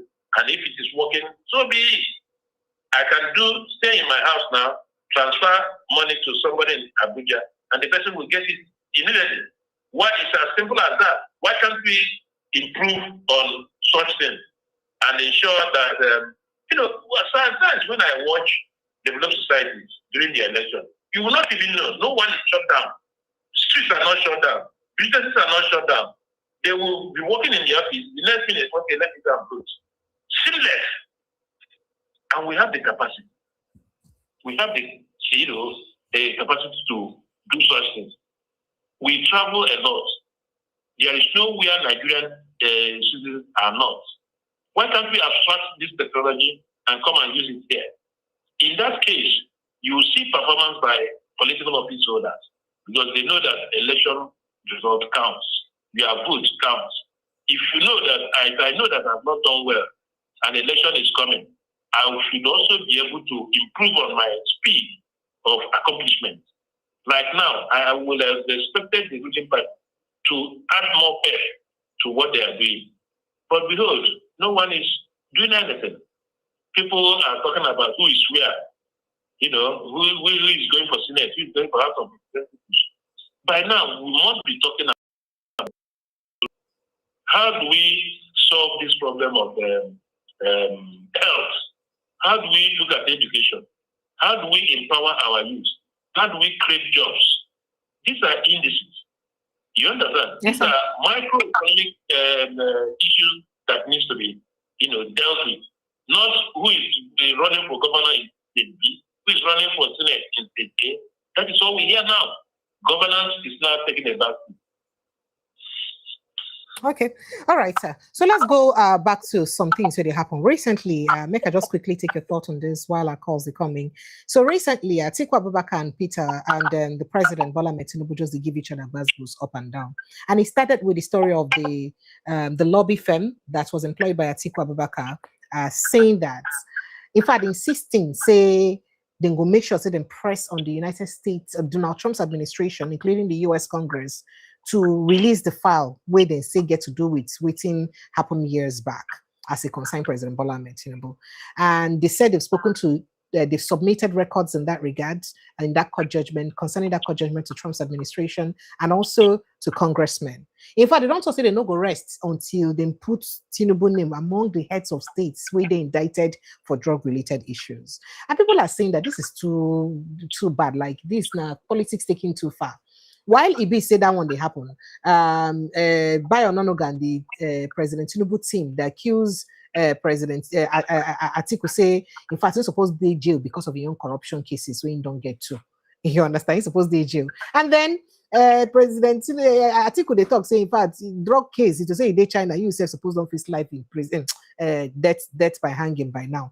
If they say they China. So this buzz goes. But as I speak to you today now, the same firm, Von Batten Montag, York, LC, they don't renew their pressure again on the Federal Bureau of Investigation, that is the FBI, the Department of Justice, DOJ, the Drug Enforcement Administration, DEA, and the administration of President Donald Trump.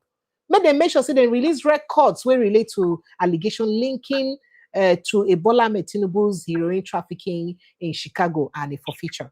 Now, the firm said Freedom of Information Act, FOIA, requests that the request was submitted to the agencies during Joe Biden's administration, where that they were denied or either delayed despite a 2025 court order directing that the records be released. So according to the firm, the FOIA request, numbered, they put the number down, were filed by American transparency activist Aaron Greenspan. I will know that that's along David Hunde, one of our journalists here. Now, Von Batten Montag York, LLC, alleged that the Biden administration refused to release the requests or the requested documents, prompting U.S. District Judge Barry Howell to order their disclosure in 2025. The firm said the records have yet to be made public till today. In fact, according to Aaron Greenspan and in partner Hunde, anytime when they go, say the courts go just the Tinubu legal team will just dribble the matter, they go find one excuse, they go find another excuse. Now, this firm now maintain that U.S. agencies must never protect foreign leaders that are accused of links to drugs smuggled into the United States, adding that it will engage anti-drug organizations, religious leaders, and the families affected by heroin abuse and overdose deaths next week regarding Tinubu's alleged link to heroin trafficking. But as I talk to you now, they say they won't contact families where be say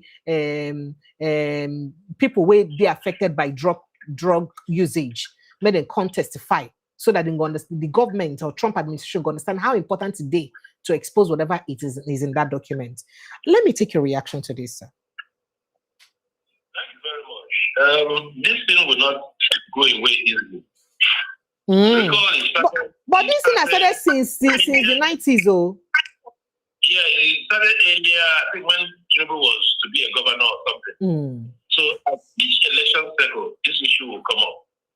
And during the 2003 election, it formed part of the critical issues that the court agitated upon. And the Supreme Court of Nigeria said, no go. There's no going forward on this matter because the issue was not registered in Nigeria. Because the United States of America is a different jurisdiction. Nigeria is also a different jurisdiction. So if you want to do a cross-jurisdictional case, you have to duplicate it or register it in Nigerian judicial space. And as a result, that they cannot handle it. So that was how they judged it. So I do not see the Supreme Court coming back, to look at this matter as it were, because the substance of the case is still the same thing. It's still the same thing. Now, politics is always, right when you see the other side of your opponent and you want to hold the nation secretly and begin to put it in the front burner to be able to achieve political mileage. So, but people are saying that this is causing us international embarrassment. Is it necessary so why is Atiku's team or lawyer going ahead dragging this matter up and down? The embarrassment to us now. Advantage. It is to Atiku's advantage and to the advantage of the government. So if Atiku succeeds in what he's doing, and there is a kind of overwhelming international condemnation, for Bola Tinubu on the drug matter, he affects, because the community, the international community, the global village, what happens in one country, it will also, the other country will also have a piece of what happens. So what I'm saying in effect is that the pressure is on, and it's like, to me, from a distance where I'm sitting down, that the American people are giving impetus to this, and I do not know where it will end. Because if it comes to the jurisdiction of Nigeria, the Supreme Court have already educated us. So I do not know. So that is why the Atiku camp is internationalizing some of these things to be able to, international condemnation that will make Ahmed Bola Tinubu to lose credibility, in the whole game. Oga, this one where you talk about Ahmed Bola Tinubu losing credibility. It is Nigeria that is losing credibility. And interestingly, it's affecting even innocent Nigerians abroad, because we're being looked at now as a certain way because of this nonsense who they are. What people they talk, so they drag up and down, I agree with you, but the extension is the Nigerian people. I agree with you. And that is the aim of employing the services of a lobby group to be able to achieve this. So in few months to come, we will see how this thing pans out. But overall, it is not in the overall interest of Nigeria that this thing has continuously been in public domain. It is not a credit to us. And that is why each time the Bola Tinubu camp will say, I think there was a time they said their claims will, will have a reputational damage. It will cause irreparable damage. Yeah. So we are looking at the developing story. We are looking at it and then see how it will affect or shape the 2027 election. But do you see our courts doing anything about it? After all, this thing was mentioned in the courts the last time, to the level of the Supreme Court. And the Supreme Court, even though they not address them, then drop and give one corner, say, you don't do too late when I bring this kind of thing. So do you see our court attending to that now at this point? I am just told that the matter has been adjudicated upon by the Supreme Court of Nigeria. No, it wasn't adjudicated though. It wasn't adjudicated though. It was just thrown away because it wasn't. They felt like it wasn't the right timing for it. There's no right time for it. Like I said, it comes up in every election cycle. If it goes haywire again, that nothing very concrete happens around it, it will come back. It will come back to haunt him and all that. It's an influence that goes no one knows, particularly Nigerians also. All right, Nigerians, phone lines are open. Please kindly click on the link on the pin post to bring you straight into the studio to join the conversation. Now, just before I let you go, NLC they cry say 70,000 naira minimum wage no longer is sustainable, and they say they go mobilize workers for a living wage battle, and they threaten a shutdown. People are saying that wow, just wow. Let me take your thoughts on it, because the people don't they call them toothless bulldogs, say they not fit do anything. In the first instance, how many Nigerians even they captured by the minimum wage in the first place? Well, let me take your thoughts on it, sir. Just about a few minutes ago, I was, explaining the difficulty faced by an average Nigerian. Mm-hmm. Yes, you did, sir. And you did mention that the 70,000 minimum wage is not sustainable at all. Malaria. When you go to the hospital, by the time you do your test and the medication, you are parting with 30, 35, 40,000 naira. God helps you when you talk about prostate, liver, kidney, and what else. Or some other very serious diseases. We are in the place. 70,000 naira. How much dollar is it? 70,000 naira. And from that 70,000 naira, you pay house rent, you eat, you take your children to school. Take for instance, the one that is in public domain now, that the Nigerian military earns 109 naira in soldier. The least paid army is 109 naira. Where will 109 naira take you to? And you are confronted in the desert with hoodlums, terrorists, and bandits. You know what I'm saying? What is the motivation? And Nigeria, now, that is why the orders by the president to recruit 8,000 boots on the ground, will not be achieved. Because in a family, an average family now, when you come as a child and tell your father, I want to join the army, they will call a family meeting for you. They will call a family meeting and say, you cannot join the army. But when you now say you want to join U.S. Air Force or U.S. Navy, they will go to church and do Thanksgiving. So why the same thing, two different attitudes? It is because over there, they are well remunerated, their welfare is taken care of, and all that. You understand what? But here, the same job, you are not able to even feed yourself, not to talk of spending money to your family, wherever you go. As an army man, you are an itinerant person. You can move anywhere. So it becomes difficult. It becomes extremely difficult for this to sustain the present salary structure in Nigeria. People have suggested that the least army soldier should earn 250,000. And I'm inclined to believe that this is where we should start it from. The salary structure of Nigeria are not taking them home. You can't call it take-home pay because it's not going to take you home. It's going to stop you mid-pay. So there is because the level of inflation in the country has taken a dimension that is not attending to the reality. Food inflation is worse because if you don't eat, how do you get the energy, to navigate through the murky waters of everyday living? So I think the Nigerian Labour Congress has a responsibility to come up with it. And why do you look at the discrepancy? How do you look at the discrepancy between what a politician earns, 30 million naira per senator a year?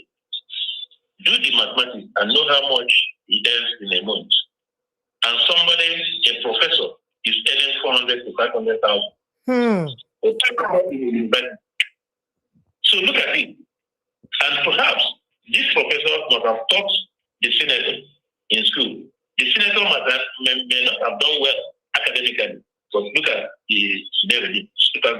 So what I'm saying in effect is that there is need for the government to take a considered effort to look at the salary structure, review even the politically exposed persons, salary, to come to terms with reality. That is why most of us have anticipated the fact that the politicians will have a part-time, situation. When you go to make law, you are given an allowance.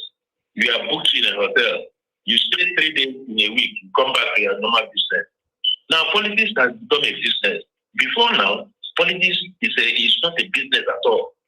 Little wonder why doctors, lawyers, architects have abandoned their duties, and then all of them are politicians. Now, the only industry that thrives in this country is politics. Every other thing has gone haywire. So we need to address this. The Salaries and Wages Commission needs to come in because this thing must be holistic. Last year or last 2 years, the salaries of judges were in half. I think the average judge earned about 5 million naira in a month. And recently we heard that there are big houses for them and all that. Though the houses are, when you are still serving, you say that's okay because a typical judge need not to stay with the other people in the community because they need the serenity of mind to begin to do their job and what have you. What we are saying here is that it is high time the minimum wage is reviewed to come in line, to be at tandem with the present realities of our time. All right, sir. So just very quickly before I let you go, it's a lawmaker in, I think is in Zamfara State. Yes, he has said that, you know what, people go withdraw your money waiting for bank, use and buy gun to use protect yourself. Withdraw your money, buy AK-47 and defend yourself. Zamfara federal lawmaker task constituents on self-defense against terrorists. And says Zamfara don't come under heavy attack. In fact, let me state his name. I think his name is Maru Bungudu. He's a federal constituency member of Zamfara State.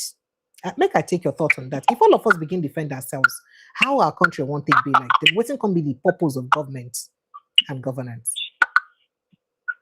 You see, this country is very big and very resourceful. I do not want to compare regimes, whether military or civilian. Why is this thing so much prevalent these days than ever before? And why must it be Zamfara all the way, Kebbi all the way, and what have you? There is this issue that is in public domain, that there are solid minerals around and all that. Mm-hmm. We have had a lot of unconfirmed stories about solid minerals and how it is being exploited and what have you. It is high time, we have a Ministry of Solid Minerals. It is high time the government steps in and take control, absolute control of these minerals. By the time government takes absolute control of this mineral, I think the spread of banditry and water will reduce. Because it's like, scramble for Africa, scramble for solid minerals everywhere. So it is the lawmaker that made that suggestion must have, exhausted perhaps, must have looked at the situation, assessed it, and felt that pronouncement is the way to go. But we think that by the time every person arms himself, it becomes, very difficult to control. Because just mere not smiling to somebody, you put out the gun and gun you down. So it will be anarchy all the way. It is not in the best interest of Nigeria to arm people, in situations like this. That is where the government comes in. The government is not the only people that have monopoly, of violence or to quench violence where it's arising. So the government should take up that responsibility, and then ensure that the legislator in question did not even buy these arms and give to the people, because it depends on that you have proliferation of arms, which is not too good. Okay. All right. So as we wrap up very quickly, so I'm sure you listened to an interview that Peter Obi had yesterday, the presidential candidate of the NDC. What's your reaction to that? Well, the takeaways are so much that I think he called for Mr. President to come out and, yes. He said he should leave the bunkers and interact more with the people. And then that he will also cut the cost of governance.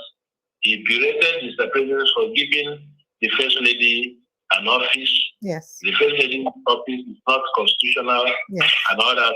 People did not vote for the President and the wife and all that. Yes. And then he also talked about insecurity and what have you. So it's a call to question. I do not like the way the government is reacting to it.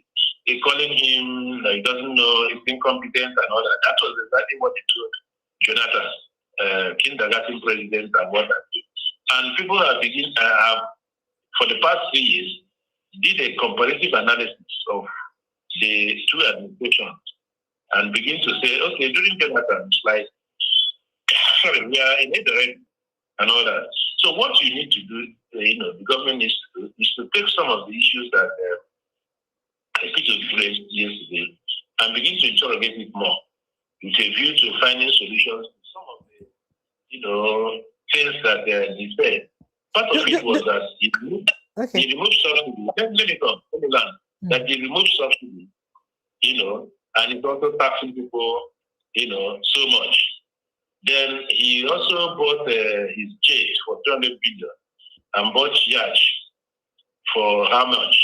And then gave 160 million naira cars to, the legislator. So you cannot be telling us to fight our jobs when you are going to open. That is take away. And I want government to look at this from that perspective and challenge him also. It came to a point when Shehu Kimbaloye asked, how do you think we can struggle this there? Well, political people, I will not tell you. When I get there, I'll begin to do from day one. We'll begin to do it. So I think that the president should also come out and challenge Mr. Tinubu on that platform and make his own proposition. That is the way we can have a healthy competition in a political situation like this. Not, criticizing. Because if you watch what Lai Mohammed did during Buhari's, this opposition has not done 30% of what Lai Mohammed did. We need viable opposition to get a viral and productive government. Okay, so you talk about the response of the Nigerian government to the interview. A lot of people don't talk. Say most times when anybody criticizes administration, instead of them to pick, the core of the criticism and work on them, they rather begin to blast the character of the person we say criticize them. Do you think that is correct? And if it is, what do you think they need to begin to do differently, at least for people seeking for another term in office? Yeah, democracy first starts where there is tolerance. What I see in Nigeria is high degree of intolerance, in the political space. And that is not what democracy is. Democracy first starts when you have credible opposition that can almost always pick on you. And it makes it healthy. Because when the opposition speaks, they are pointing out their ills. And you go back as a sitting government to look at what they are saying and improve on it. Because you are also going for an election in the next foreseeable months. So it should not be an attack, personal attack as it were. The government should come out and also tell Nigerians what they have been able to do. And we will interrogate it and ask them, good beneficial, fundamental and obvious question as to which direction we are headed.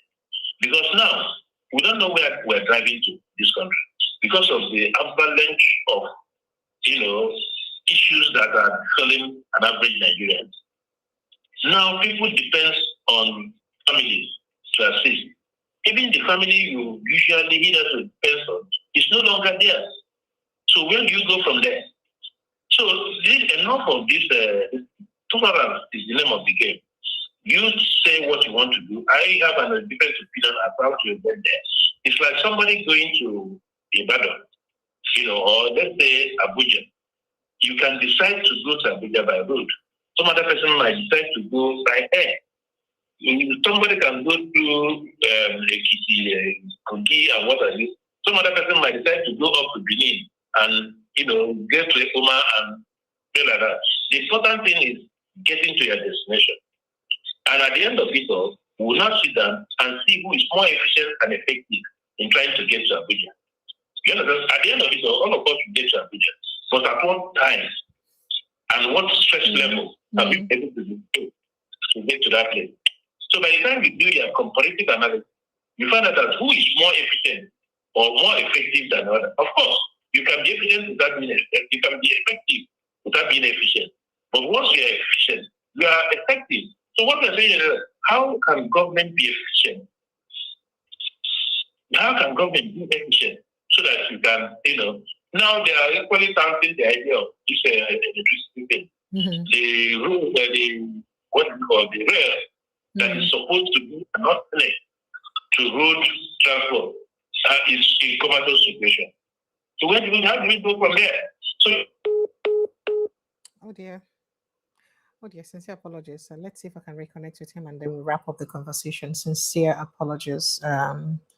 Sorry, since network refused to work, so I get to make sure, say, I talk to our guest one way or the other. Well, in case you have questions for him, you can join in very quickly through the link to hear him. Hello, sir. Sincere apologies.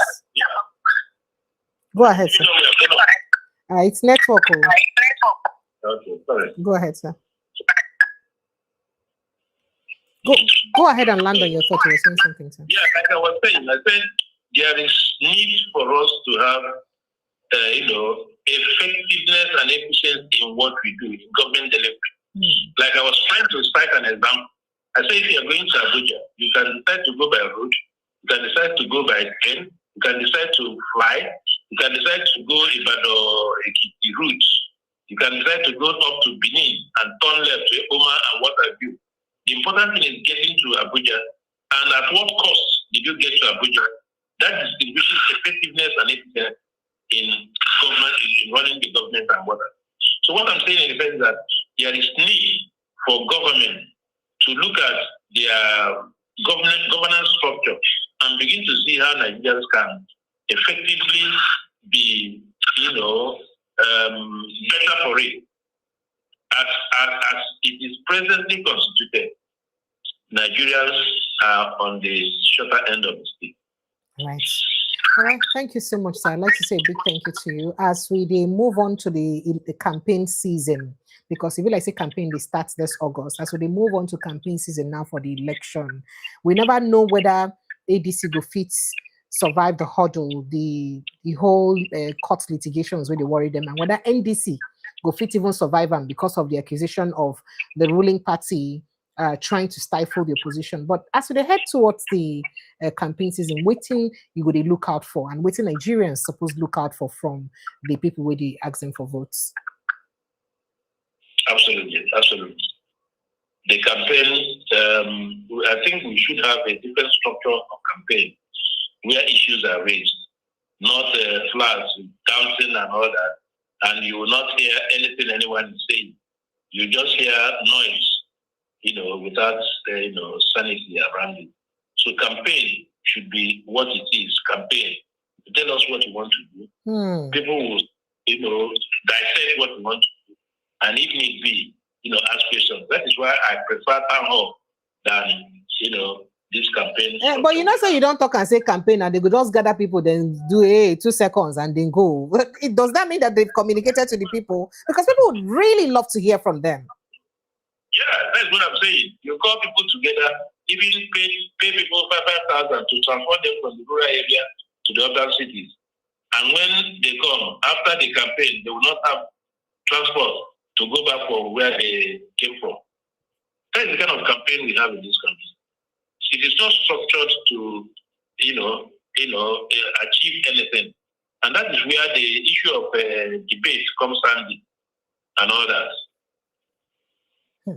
All right, sir. Thank you so much. I appreciate you. Mazi Amobi Iheboro, I appreciate you. It's been such a pleasure to have you join us and discuss with us. I have to let you go now. It's already 2 hours into our time, so that I don't keep you any longer. I appreciate you big time for joining us here. It's a pleasure to have you on this platform, sir. Thank you, sir. Thank you so much. Enjoy the rest of your day. All right, sir.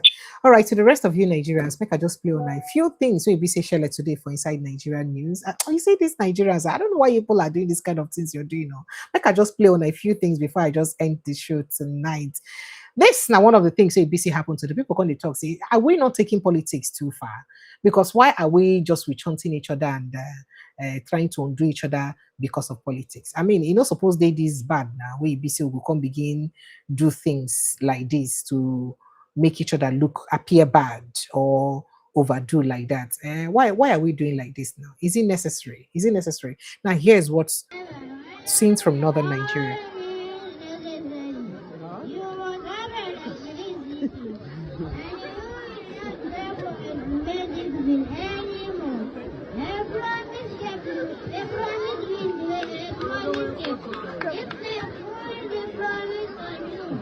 Why no?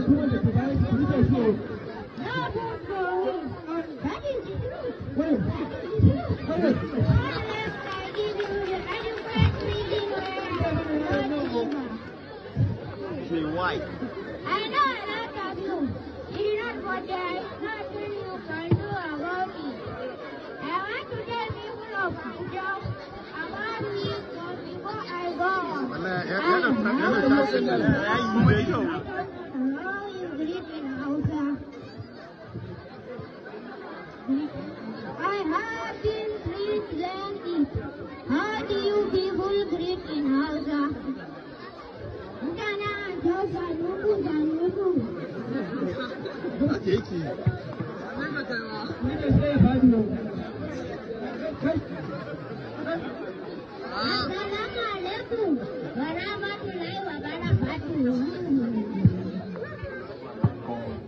Warahmatullahi wabarakatuh. Assalamu alaikum warahmatullahi wabarakatuh.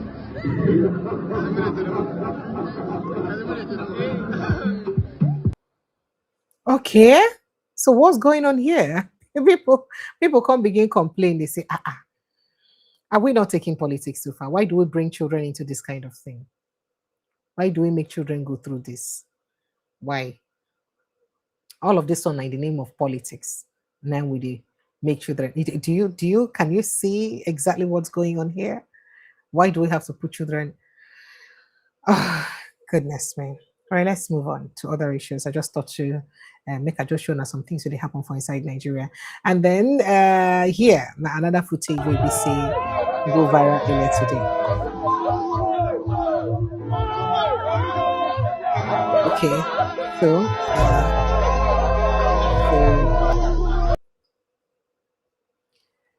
I don't know.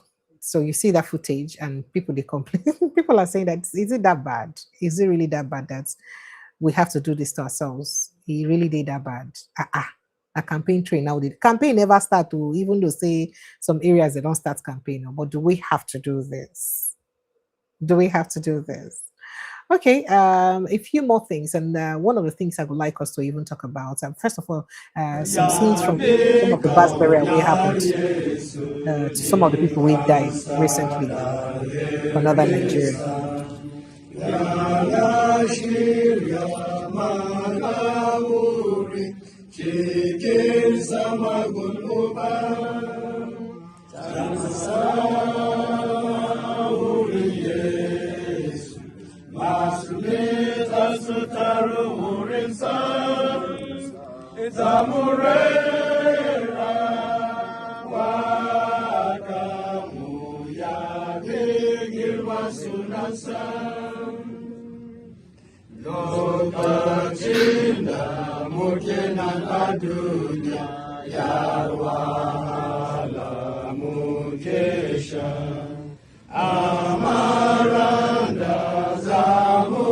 So now during the mass burial of some of the people, they may lose their lives because of insurgency for inside northern Nigeria.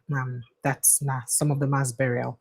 And I'd like to draw the curtain and say a big thank you to everyone for joining the show. It's always a pleasure to have you join us. Let's do this again tomorrow evening. Hopefully you will get Barrister Mondo Bani join us on the platform tomorrow evening to put, to break down some things we get to do with our constitution self. We'll get plenty of questions we'll go ask himself. We can even tell us so that we'll go learn. Thank you so much. I love you guys. If you've not subscribed to this platform, please make sure that you do so, and kindly comment, like and share this post so that more people will see them and make people know the things and what they happen for inside our country. So please like and share. In all of this, remember to protect your mental health, because he who worries about Nigeria runs away, lives to worry another day. So please protect your mental health. I'll see you tomorrow evening, same time. Goodbye and God bless you.